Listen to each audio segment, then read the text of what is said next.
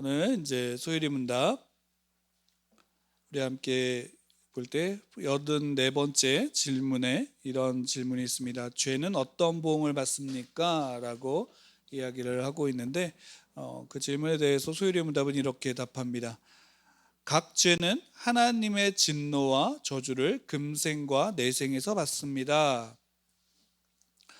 그러니까 우리가 이제 그 십계명을 하고 십계명 이후에는 무엇을 이야기하냐면 죄에 관해서 우리에게 이야기를 해주고 있습니다. 우리가 먼저 이제 이 소율이 문답을 통해서 우리가 이렇게 하나하나 또 보기 전에 먼저 우리가 이것을 하나 좀 묻고 들어가도록 하겠습니다. 은혜가 깊어진다라는 것은 똑같은 표현으로 어떤 표현이 있을까요? 은혜가 깊어진, 그러니까 달리 얘기하면 은혜가 깊어지는 만큼 우리의 뭐도 깊어질까요? 깊어진다라는 것은 무엇을 더 깨닫게 되어졌다라는 의미로서의 깊어진다는 겁니다. 은혜가 깊어진다라는 것은 말 그대로 은혜가 깊어지는 만큼 우리가 죄를 깨닫게 된다라는 거죠. 그러니까 은혜와 죄는 어떻게 본다면 그 반비례 속에 있어요. 그러니까 은혜를 알면 알수록 뭐냐면 우리가 우리의 삶 가운데 있는 죄를 계속적으로 알아갈 수밖에 없어요. 그러니까 달리 표현한다면 내가 은혜 가운데 있고 은혜가 깊어지면 지금 내 삶에 지금 내게 있는 죄도 더 알게 될까요? 모르게 될까요? 알게 되는 거예요. 그러니까 예수님의 피로 씻김 받았으면 죄가 있어요, 없어요? 없는데 은혜를 깨닫게 되면 죄가 계속 죄를 깨닫게 되어지는 거예요. 그러면 이건 무슨 말이에요? 이것 가지고 이제 어떤 이단에서는 그렇게 얘기하죠. 구원받았으면 다 끝이다. 죄는 상관없다. 라고. 물론 그들이 실제로 나는 구원받았으니까 뭐 난 막 살아도 돼 이런 식으로 이야기하고 그렇게 살지는 않아요. 나름대로 착하고 선하게 살아가려고 하는 모습들이 있지만 어쨌든 그들을 이단이라고 하는 것은 그 구원파가 주장하고 있는 바에 소위 말하면 한번 구원받으면 그것으로 끝이다라는 그 안에 담겨져 있는 거죠.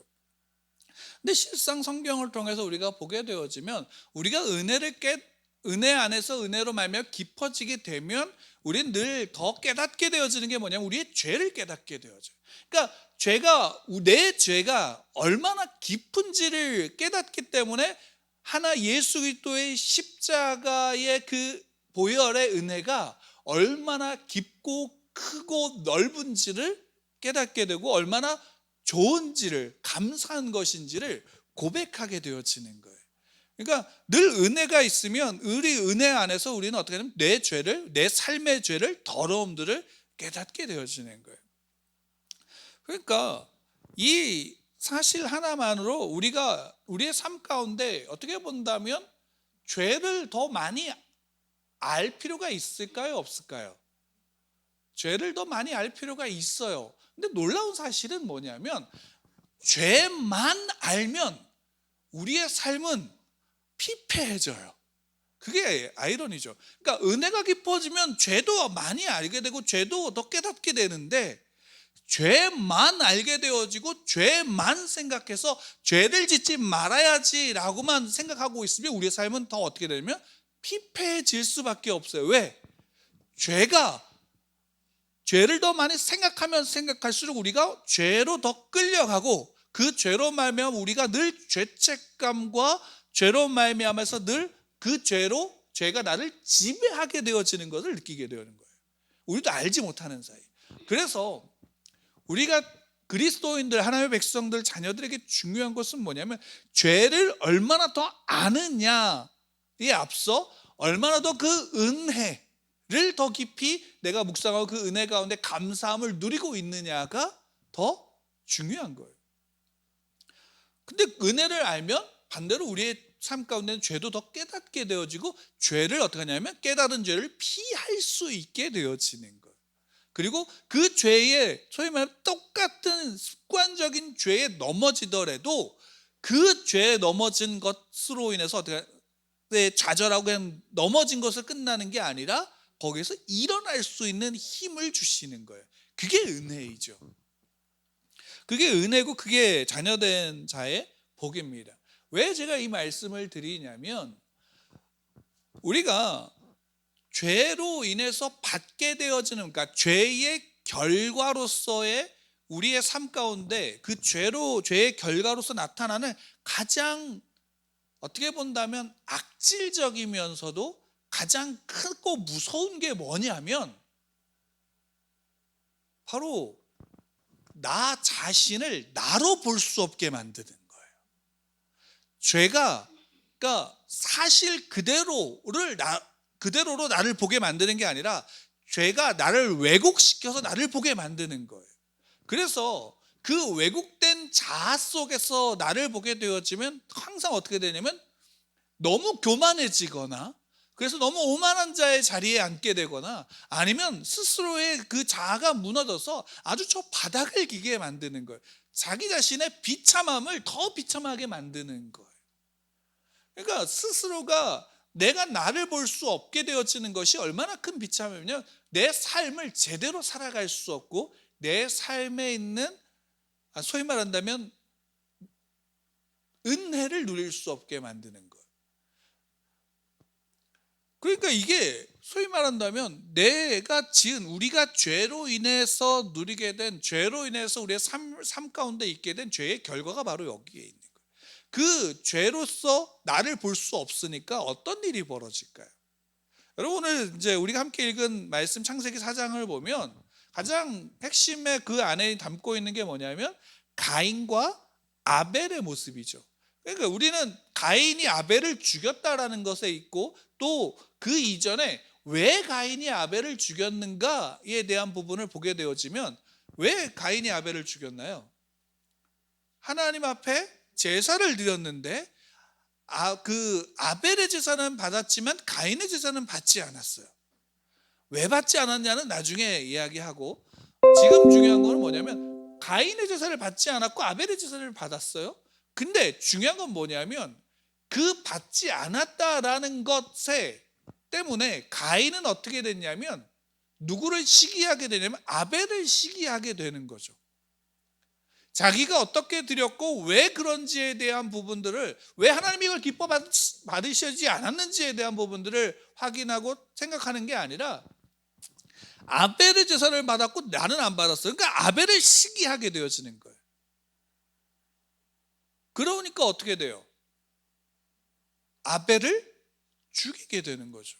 근데 실상 하나님은 가인에게 말씀하셨어요. 뭐라고 말씀하시냐면 분명하게 가인에게 말씀하시는데 뭐라고 말씀하냐 6절부터 보면 여호와께서 가인에게 이르시되 내가 분하여 함은 어찌 됨이냐 안색이 변함은 어찌 됨이냐 내가 선을 행하면 어찌 낯을 늘지 못하겠느냐 선을 행하지 아니하면 죄가 문 앞에 엎드려 있느니라 죄가 너를 원하나 너는 죄를 다스릴지니라 라고 얘기하고 있어요. 여기서 계속 죄에 대한 부분을 말씀하시죠. 그럼 여기에서 이 죄는 무엇을 말하는 걸까요? 아벨을 시기하고 있는 죄일까요? 실상 이거는 이 죄에 대한 부분은 무엇과 연관되어져 있냐면 하나님이 가인의 제사를 받지 않음에 연관되어져 있는 거예요. 그러면 적어도 이 죄는 단지 아벨을 시기한다라는 것을 넘어서 누구와의 관계가 지금 무너져 있는 거예요? 하나님과의 관계가 지금 가인은 무너져 있는 거예요. 그리고 그 무너진 것 속에서 그 핵심을 보지 못하고 그 본질을 보지 못하고 단지 보는 건 뭐예요?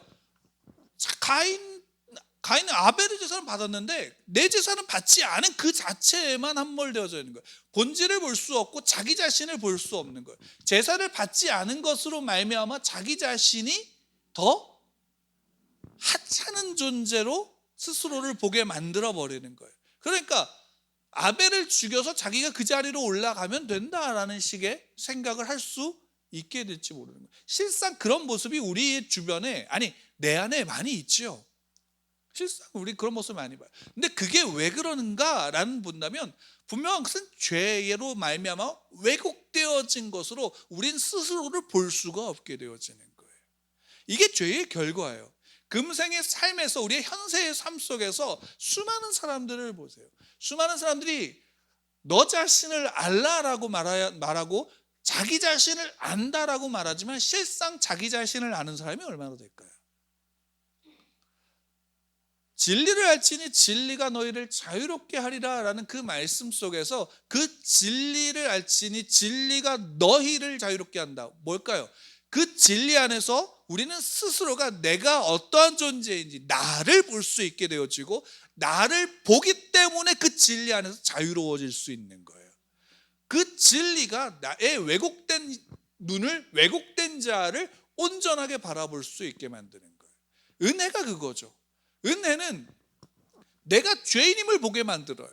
그러나 반대로 은혜는 그 죄가 해결되어졌음을 보여주는 거예요.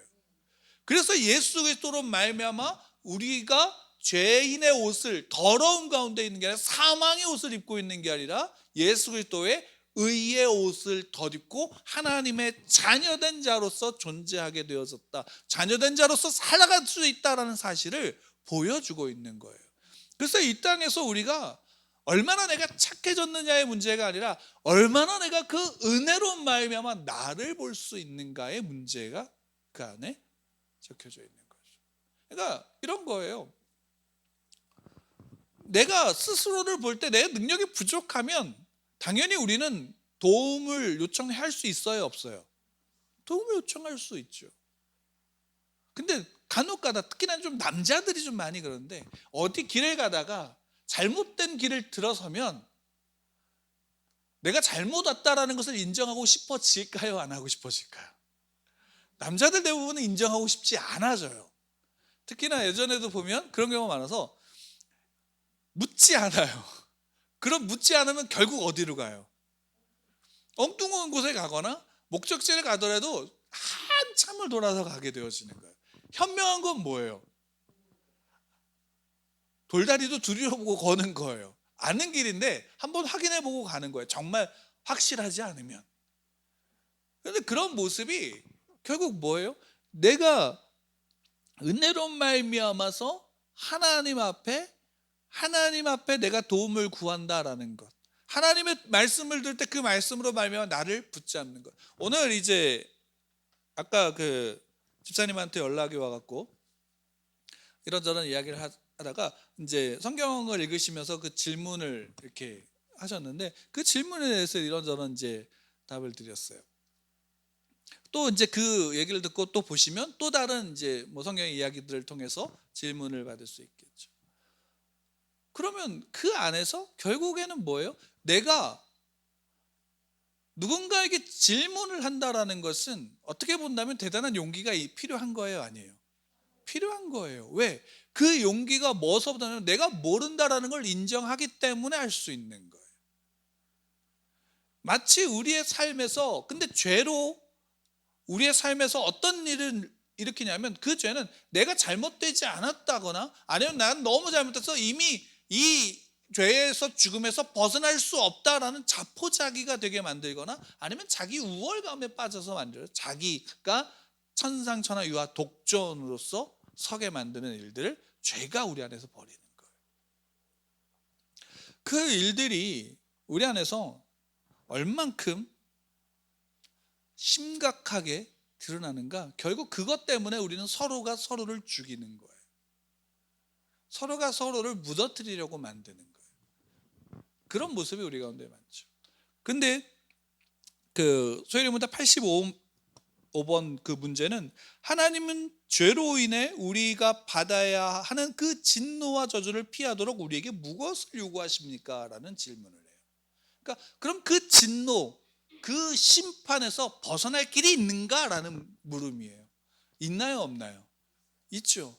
왜? 죄의 은혜는 결국 뭐예요? 성령께서 우리 안에 역사하심으로 그 은혜의 길 예수 그리스도를 보게 하는 거죠. 예수 그리스도.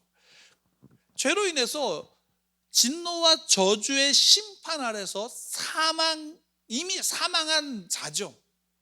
어둠에서 사망한 자로 살아가고 있지만 예수 그리스도가 사망에서 생명으로 우리를 건지시는 그 은혜의 자리로 나아갈 수 있게 만드는 거예요.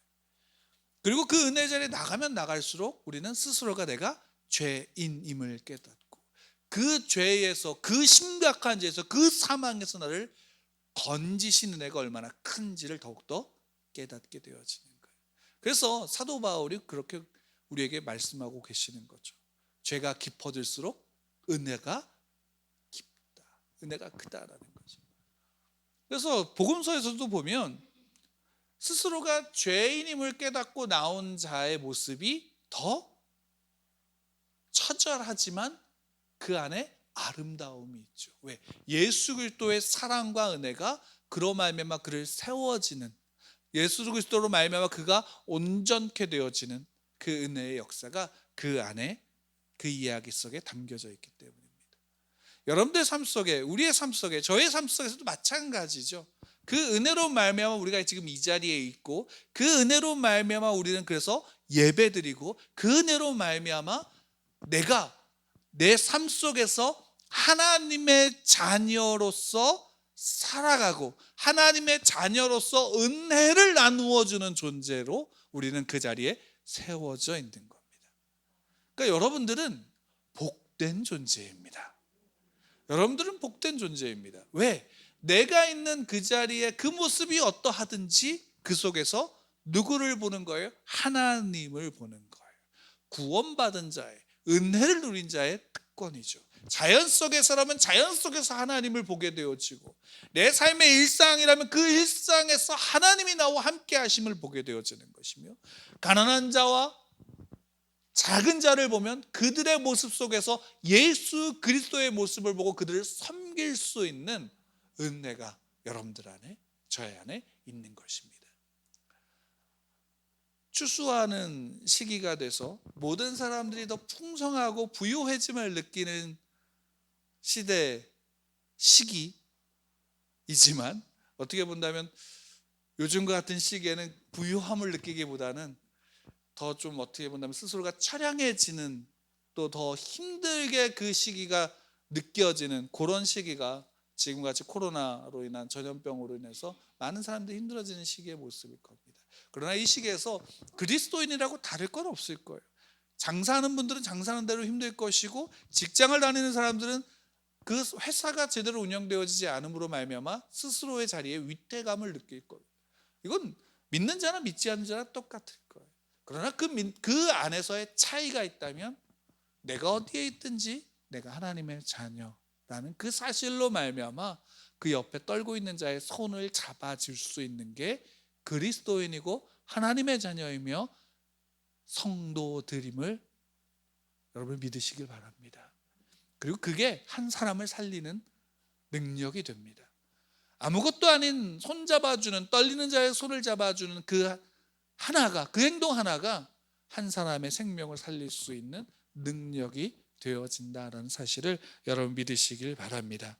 왜냐하면 예수 그리스도의 생명과 은혜가 여러분들 안에 있고, 예수 그리스도의 복음이 여러분들로 말미암아 온 땅의 땅끝까지 그 복음이 여러분들로 말미암아 증거될 것이기 때문입니다.